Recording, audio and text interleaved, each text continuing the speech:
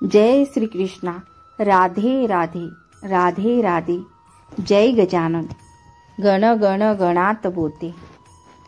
तुझ्या इच्छेने ही कथा फक्त एकट्याच श्रवण केल्याने गरिबी, भयंकर रोग, मंगल दोष, काल सर्पदोष, शनिक दोष लगेच सुधारतात आणि कितीही मोठी गरिबी जळून जाईल। ही कथा फक्त ऐकल्याने श्रीकृष्ण साक्षात समोर येऊन आपली इच्छा पूर्ण करून जातात। त्यामुळे ही पौराणिक कथा तुमची इच्छा असेल तर नक्की ऐका। मी प्रार्थना करते की जे कोणी ही कथा मोठ्या श्रद्धेने ऐकतील त्यांच्या कुटुंबात सुख, शांती आणि भरभरून ऐश्वर येवो आणि त्यांच्यावर सदैव श्रीकृष्णांचा आशीर्वाद राहो। प्रेमळ भक्तांनो, तुम्हाला देखील श्रीकृष्णाचा आशीर्वाद प्राप्त करायचा असेल तर खऱ्या श्रद्धेने कमेंट्स बॉक्समध्ये जय श्रीकृष्णा राधे राधे नक्की लिहा आणि आताच या व्हिडिओला लाईक करून ठेवा।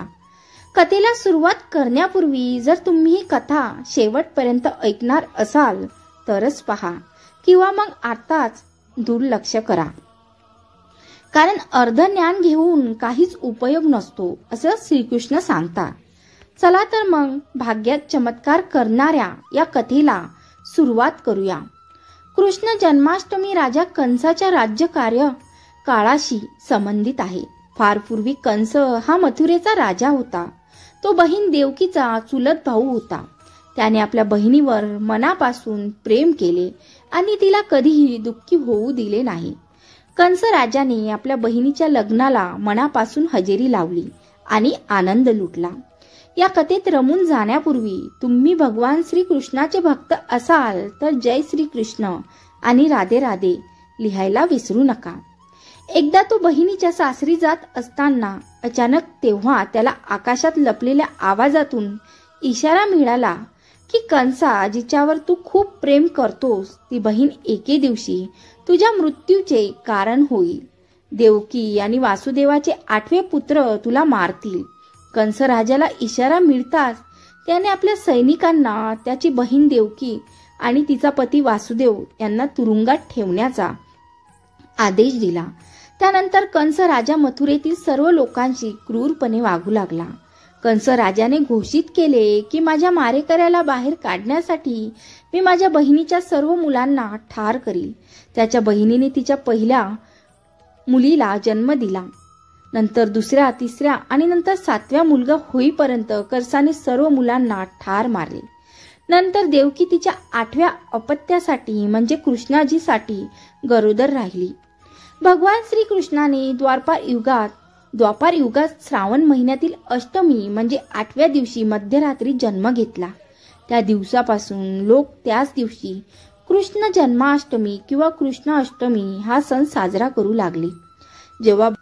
जेव्हा भगवान श्रीकृष्णाचा पृथ्वीवर जन्म झाला तेव्हा एक चमत्कार घडला।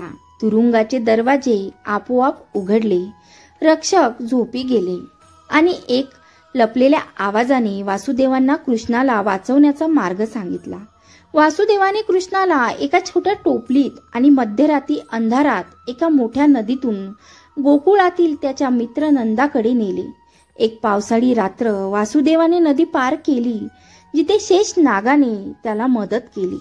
वासुदेव आपल्या मुलाची त्याच्या मित्राच्या मुलीशी म्हणजे यशोदा आणि नंदाबाबा यांच्या मुलीची देवाणघेवाण करतो आणि कंसाच्या तुरुंगात परततो।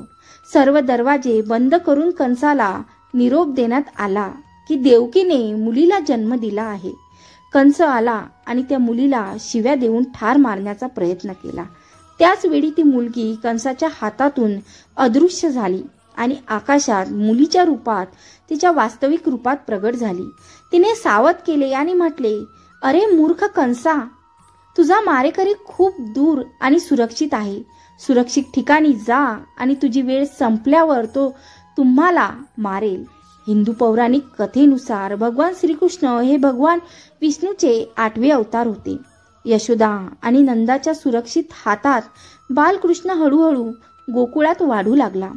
पुढे भगवान श्रीकृष्णाने कंसाच्या सर्व क्रूरतेचा अंत केला आणि कंसाच्या कैदीतून आपल्या आई वडिलांची सुटका केली।